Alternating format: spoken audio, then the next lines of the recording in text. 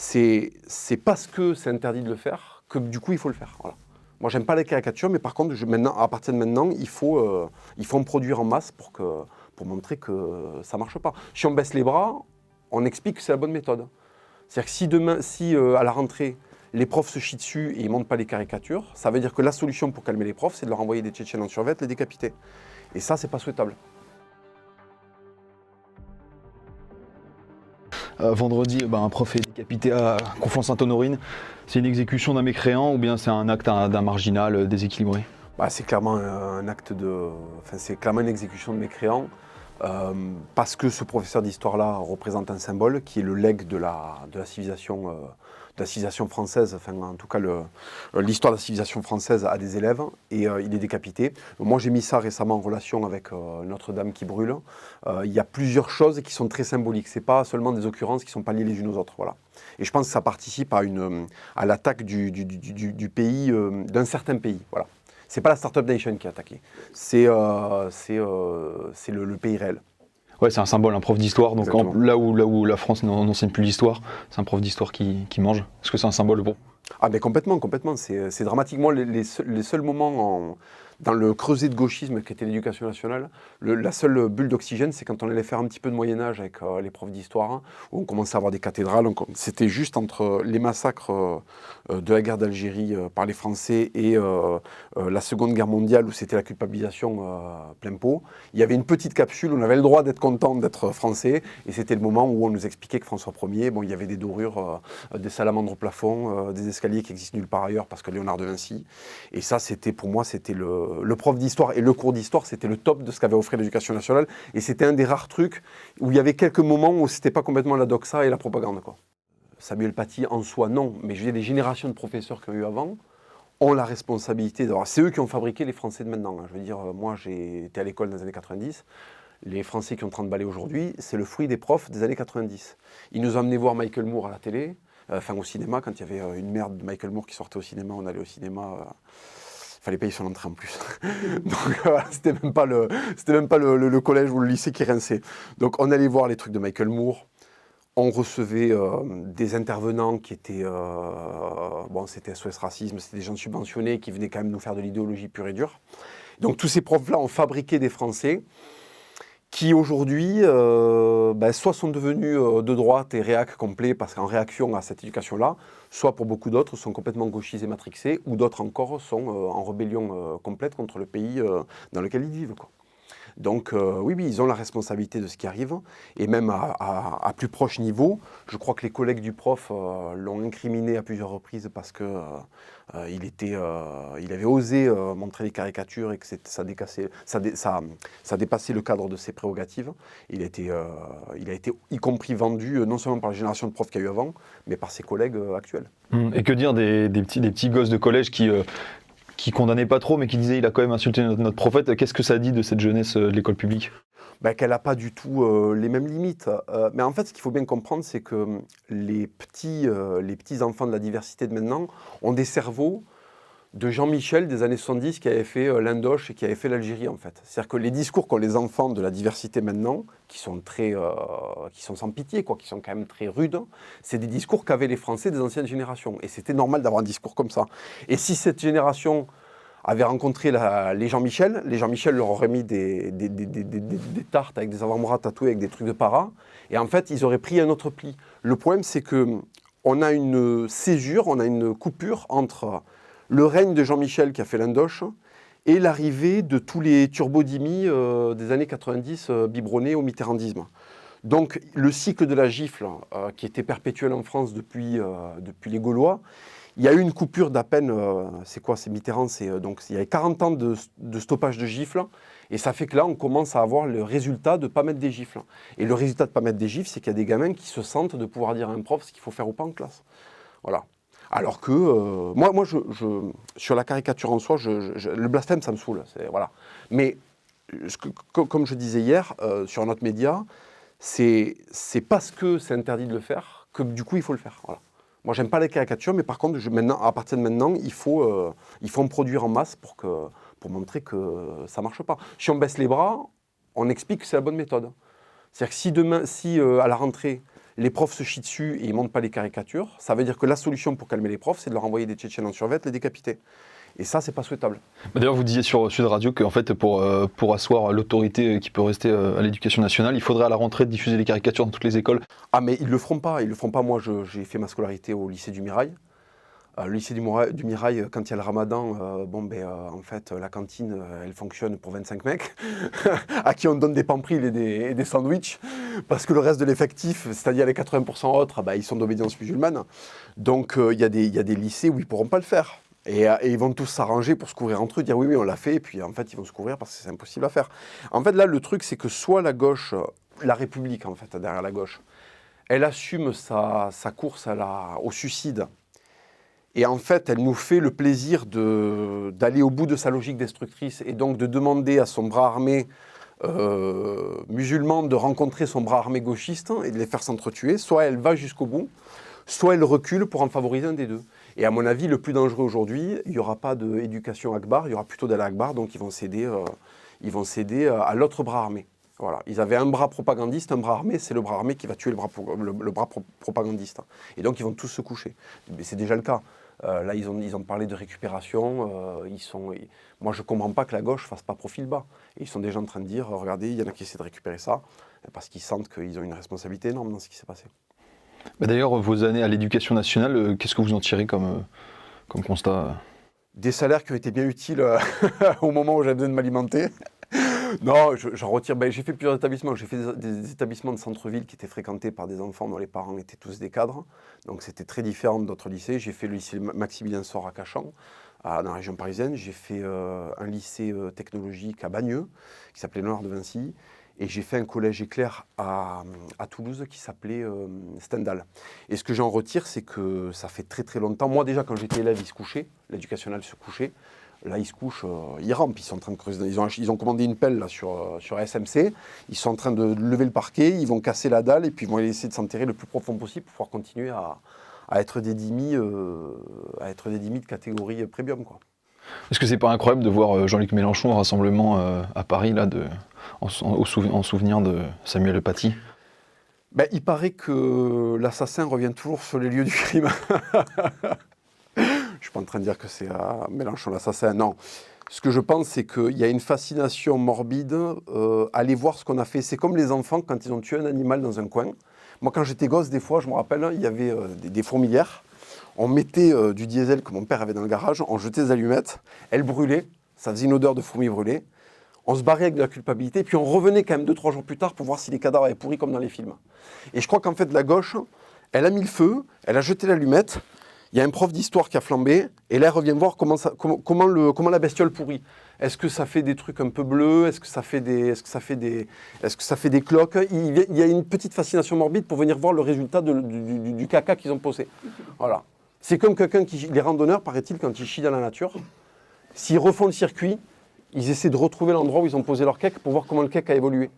Et bien en fait, la gauche, quand elle va se recueillir sur la dépouille de son martyr, elle vient regarder le petit caca qu'elle a laissé en 1980 quand elle a voté pour Mitterrand. Voilà.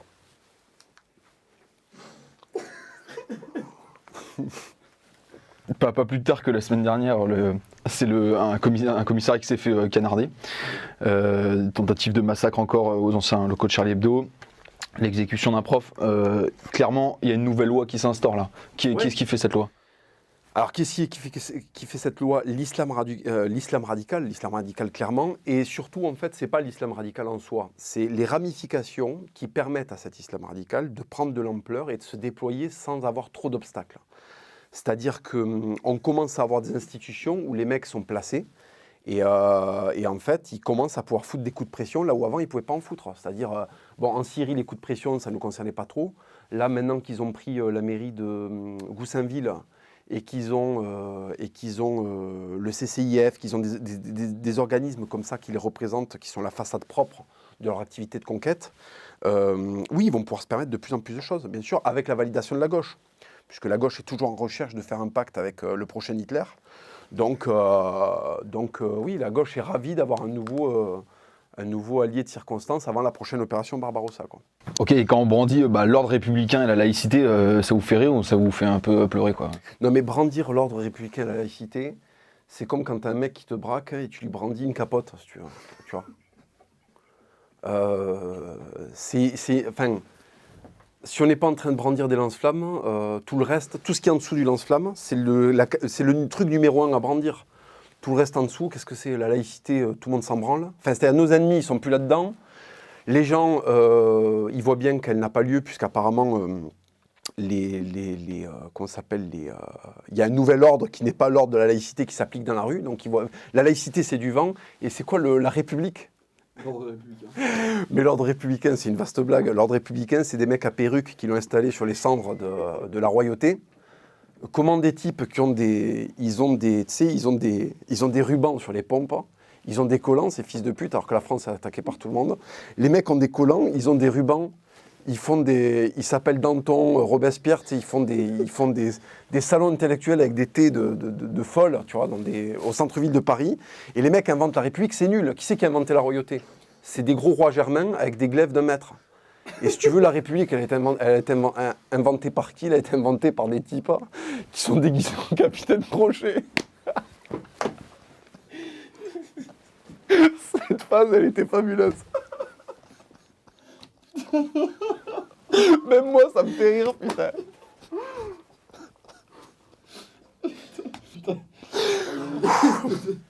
Ah, putain. Ah, des pastèques qui mesuraient 50 cm, c'était des trucs de Mongol. Et on devait les mettre dans le KGB qui était au fond du couloir. Et ça nous faisait chier de faire les allers-retours.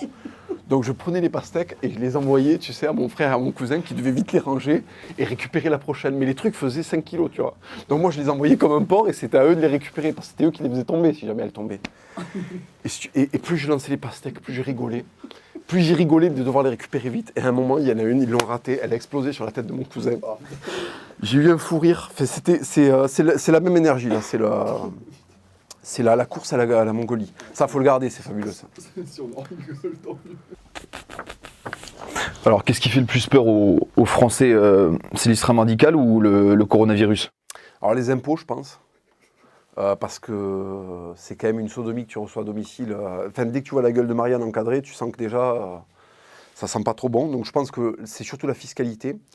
En deuxième lieu, bien entendu, l'islam radical, parce qu'après les impôts, ce qui fait le plus de morts, c'est l'islam radical. Et je crois que le corona, ils en ont strictement rien à branler, en fait. Enfin, il y a les gens qui peuvent être des sujets sensibles au coronavirus, il faut qu'ils se protègent, et cela, je pense que ça leur importe. Mais la grande majorité de la population qui n'est pas concernée par le taux de mortalité s'en fout complètement. Il y en a marre de devoir suivre des règles qui handicapent complètement le pays, quoi. Il y a tout un tas de mots en France qui méritent des expéditions punitives. Il faudrait commencer par où? Alors moi, je pense qu'en fait, le premier truc à purger, c'est pas le terrorisme. Le premier truc à purger, c'est les collabos qui ont permis qu'ils s'affirment. Voilà. Moi, quand ça va péter, quand les règles vont tomber, j'irai pas chercher des terroristes ou des musulmans radicaux pour faire des exactions. J'irai chercher les mecs qui leur ont permis de faire ce qu'ils ont fait en France et qui s'en sont dédits par la suite et qui pensaient qu'il n'y aurait pas une facture à payer. Voilà. Donc il y a un certain nombre, il y a un certain nombre de personnes, il y a un certain nombre d'officines, il y a un certain nombre d'institutions qui ont collaboré et qui pensent que quand le vent va tourner, tout le monde oubliera qu'ils ont collaboré. Mais quelle que soit la direction du vent, c'est-à-dire si on va vers un califat ou si on va vers une renaissance de la civilisation française, de toute façon, ils se feront épingler. Parce qu'ils ne seront jamais assez soumis pour leur nouveau maître, et nous, on n'oubliera pas. Voilà, donc pour moi, le premier truc qui mérite une expédition punitive, c'est les collabos qui savent très bien le péril qu'il y a en face et qui le laissent pourrir et qui le laissent s'affirmer. Voilà. Dans votre bouquin, il y a un questionnaire. On va le faire on va prendre quelques petites questions. Alors, Francisco Franco a eu une réponse adaptée au communisme. Il n'y a qu'à voir le taux de criminalité en Espagne, à quel point la Guardia Civile se fait plaisir quand il trouve un mec en train de vendre de la drogue. Donc oui, bien sûr, je pense qu'il a une réponse adaptée au communisme. Et puis de toute façon, le stalinisme avec les Espagnols, je ne sais pas ce que ça aurait donné. Sieste et planification de 5 heures, de 5 ans, je ne suis pas sûr qu'on serait arrivé à grand-chose. Che Guevara était un meurtrier négrophobe. Bien sûr, il a fait énormément de morts au Congo. Il a écrit des choses extrêmement xénophobes. D'ailleurs, il faudra que je les transmette à notre ami Egunci pour voir si, pour voir si ses copains d'extrême gauche, les Daniel Bono qui fricotent avec des guévaristes, ils sont prêts à assumer les écrits de Che Guevara sur les Africains. Et surtout, il a tué à La Havane, il a commis beaucoup de meurtres sur des fermiers du pourtour de La Havane qui étaient essentiellement des fermiers noirs.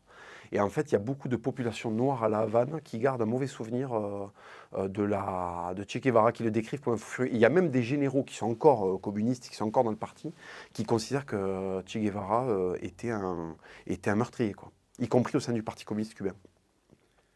Trotsky était une merde et un assassin. Alors oui, il a envoyé des millions de gens au goulag. Déjà, il avait une grosse tête. Déjà, physiquement, il est stressant. Moi, physiquement, me stresse. Trotsky, au-delà de ses idées, il y a un truc, on dirait une sucette. On a envie de... Enfin, je sais pas, on dirait un... Tu sais, les vidéos où les Américains tirent avec des AR-15 dans des melons. Et les melons éclatent et ça fait de la satisfaction. Tu vois, je sais pas comment ils appellent ça en anglais, satisfaction vidéo. Ben, imaginez la tête de Trotsky fracassée par un stalinien espagnol avec une pioche, ça me régale. Donc oui, c'est un assassin, c'est un meurtrier, et la fin qu'il a eue, il l'a bien mérité. Le président Duterte a compris comment fonctionne l'être humain. Mais il n'y a qu'à voir comment son île s'est débarrassée du problème de la drogue.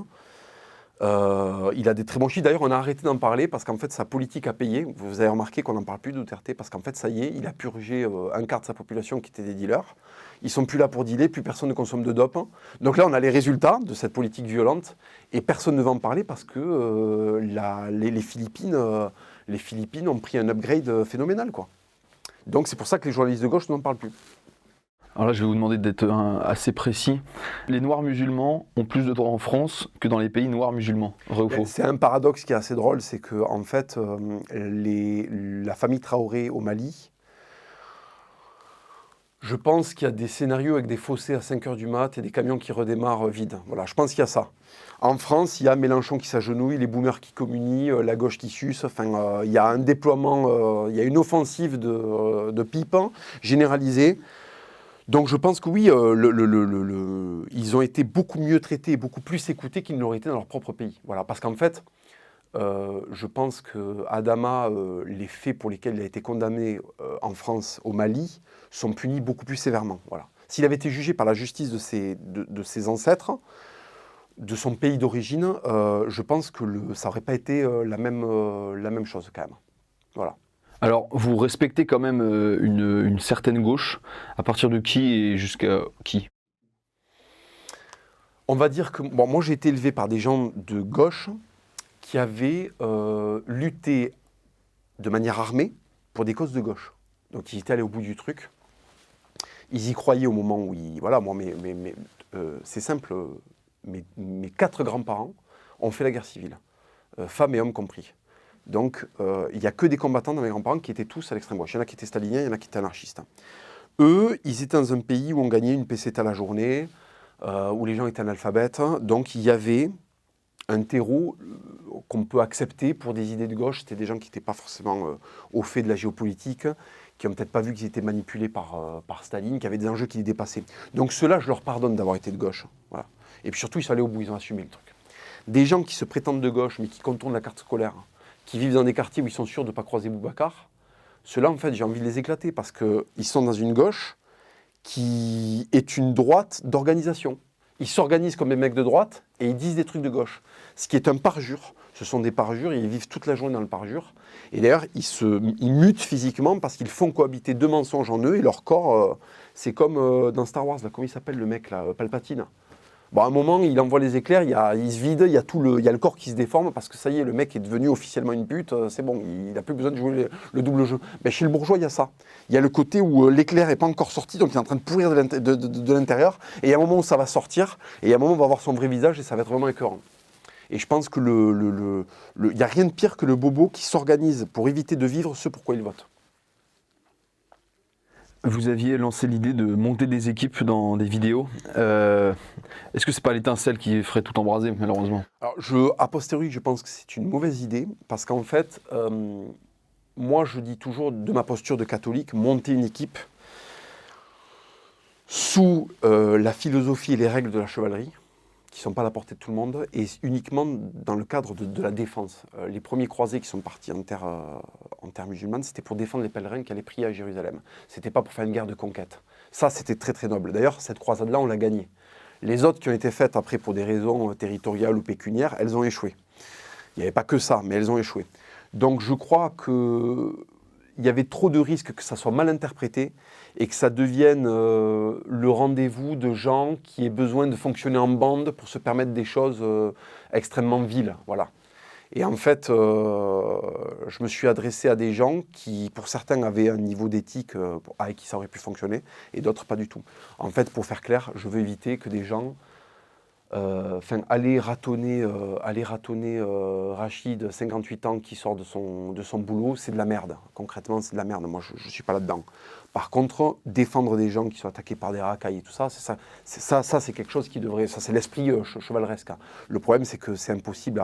Quand tu as plein de gens qui adhèrent, ça t'échappe des doigts et tu auras des gens qui vont faire n'importe quoi, qui vont se servir de ça pour commettre des trucs avec lesquels je ne serai pas d'accord et on me les imputera.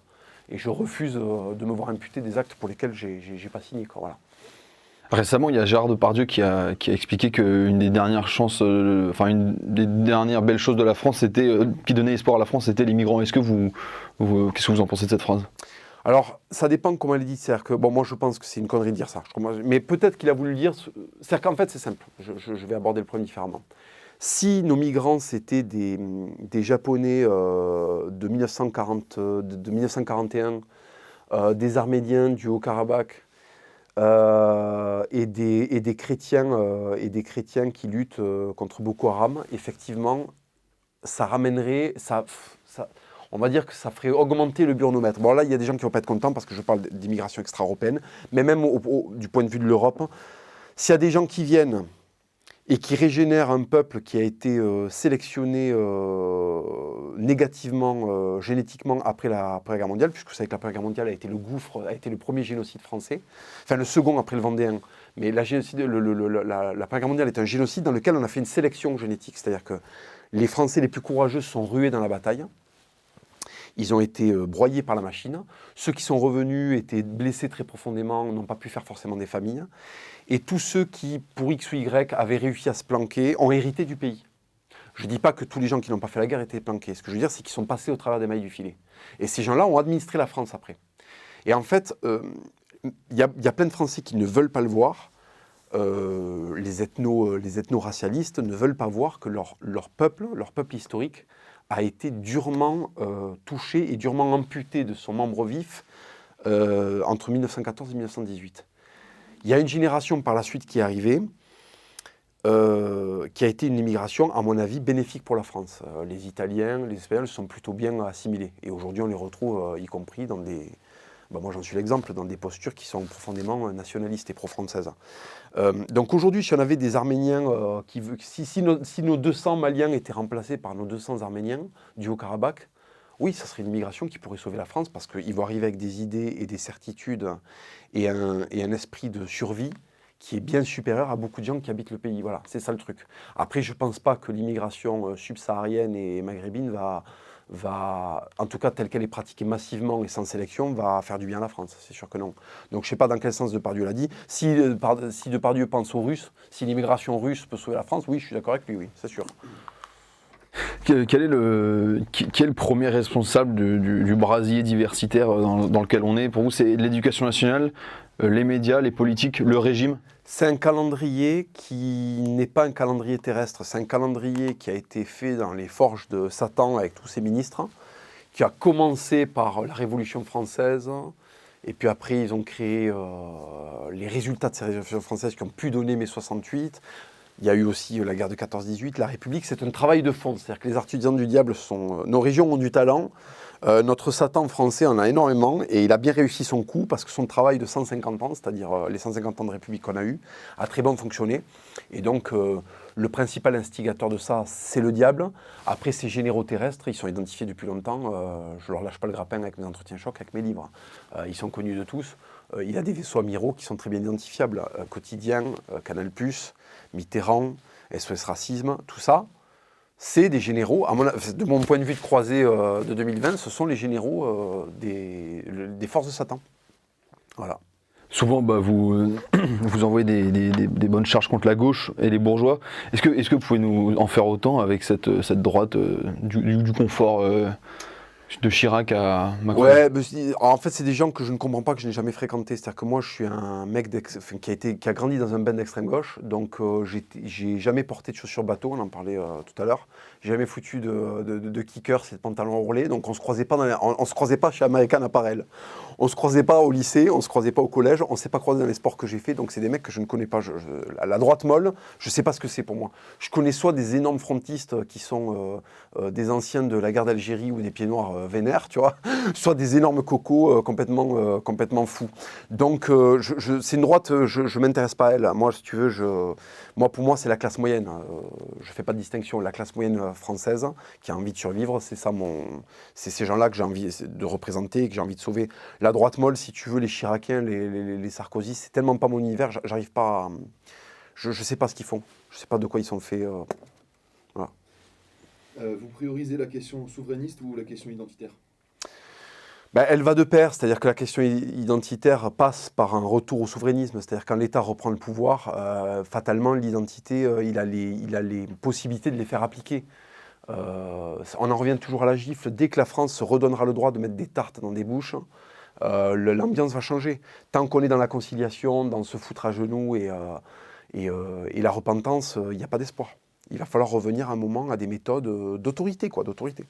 D'où la monarchie? D'où la monarchie, bien sûr, la monarchie, le roi. Mais en plus, l'autorité fait qu'après, on nous lâche les couilles au quotidien. C'est-à-dire paradoxalement, parce que là, on est dans un double truc où il n'y a pas d'autorité. Par contre, si tu paies tes impôts un jour plus tard, tu prends 10% de majoration. Si tu n'as pas le masque, 135 €. Par contre, si tu l'as, à tout moment, il y a un mec qui peut débouler, te décapiter sur un trottoir. Si tu veux. Ça, tu vois. En fait, c'est le projet français aujourd'hui, c'est 150 € d'amende ou la charia. En fait, à l'époque des rois, on laissait les seigneurs administrer localement, donc il y avait une prégnance du pouvoir qui était locale, qui était impliquée localement, donc qui savait ce qui était bon pour ses ouailles. Et il y avait, alors après à partir de Louis XIV, à partir du jacobinisme, ça change un petit peu, mais moi je crois que plus l'État est dur, plus les gens sont libres. C'est ce qui se passe au Texas. Les mecs ont des AR-15, ils sont responsables des limites de leur jardin. Tu fous un pied dedans sans invitation, tu te fais décalquer, il n'y a plus besoin d'État. Il n'y a plus besoin que la municipale, elle passe mettre un coup de gazeuse à un mec qui a les bronches tellement rompues à prendre des coups de gazeuse qu'il n'en a plus rien à foutre. Voilà. Donc c'est ça le truc, c'est que plus il va y avoir d'autorité, plus les gens vont être peinards. C'est un truc qui se vérifie beaucoup en Espagne. La Guardia Civile a tous les droits, elle a pratiquement tous les droits. Donc en fait, on est beaucoup plus tranquille au quotidien. D'ailleurs, il y a beaucoup de gauchistes français, ils aiment bien aller en vacances en Espagne.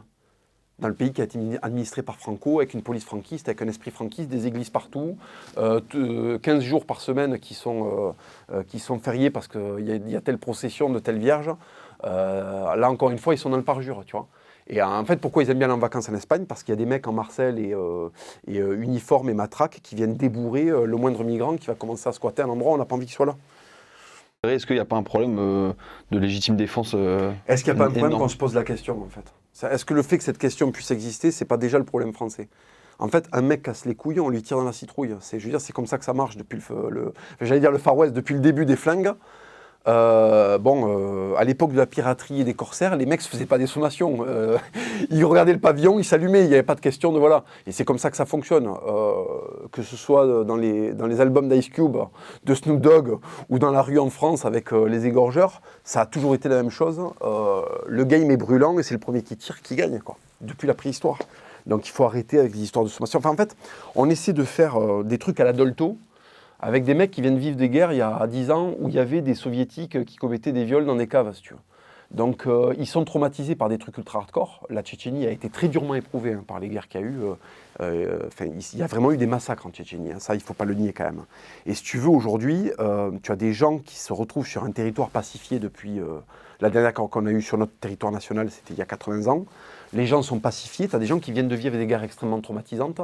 Si on leur met de l'idéologie par-dessus, ils peuvent faire des trucs de fou furieux auxquels les Français ne sont pas préparés.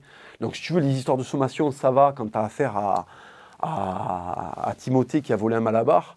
Quand tu as affaire à Ramzan qui fait 300 pompes par jour, qui est champion de lutte et qui a bouffé la propagande de Daesh, c'est beaucoup plus compliqué, tu vois.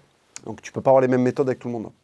Bah d'ailleurs, champion de lutte, Ramzan, la MMA est arrivée en France, elle est légalisée en France. Qu'est-ce que vous pensez de ce sport? Vous êtes content de voir ce sport arriver en France? Moi, je suis beaucoup plus sur l'anglaise parce que j'aime le côté très esthétique de l'anglaise, j'aime le côté très noble. Ça a été fait par un marquis. Enfin, en tout cas, les règles ont été. Ça existe depuis l'Antiquité, mais les règles de la boxe anglaise moderne, c'est 1865.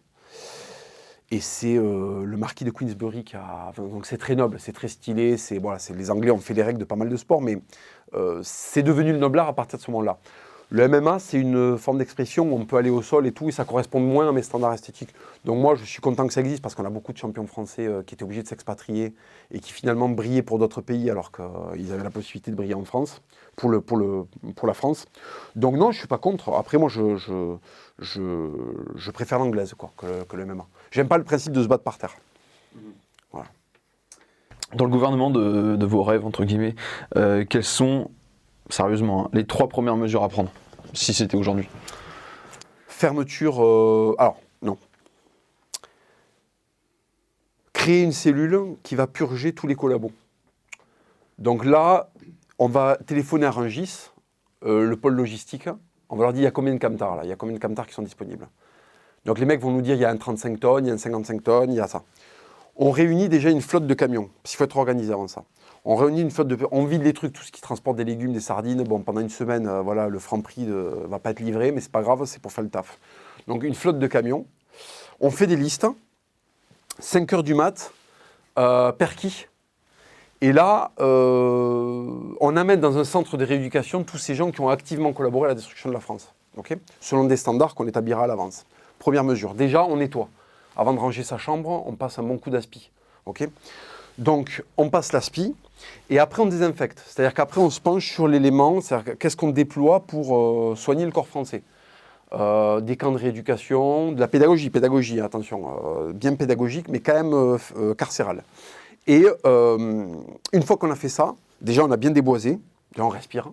Et puis après, on s'attelle à ceux qui n'ont pas d'adresse et qui n'ont pas et qui n'ont pas de carte d'identité. Donc là, après, on fait massivement du raccompagnage à la frontière pour les gens qui n'ont rien à foutre là de manière légale. Okay, et le troisième truc, c'est de fabriquer plein de prisons, contrairement à ce que disait Victor Hugo, quand il dit ouvrez une école, vous fermerez des prisons. Oui, enfin, si l'école que tu ouvres, c'est une madrasa, et que c'est un mec de Peshawar qui vient filer les courses, tu vas fermer 0 prison, hein, je te le dis de suite.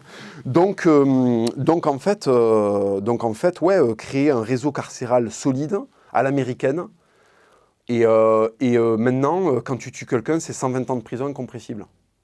Et là, on va déboiser, là, on va respirer. Ça va purger pas mal. Okay, et puis après, limiter l'immigration, la choisir un petit peu mieux, faire venir des gens méritants. Quoi. Voilà, t'es Congolais, tu veux venir en France, il n'y a pas de problème. Qu'est-ce que tu proposes? Quel est ton niveau d'éducation?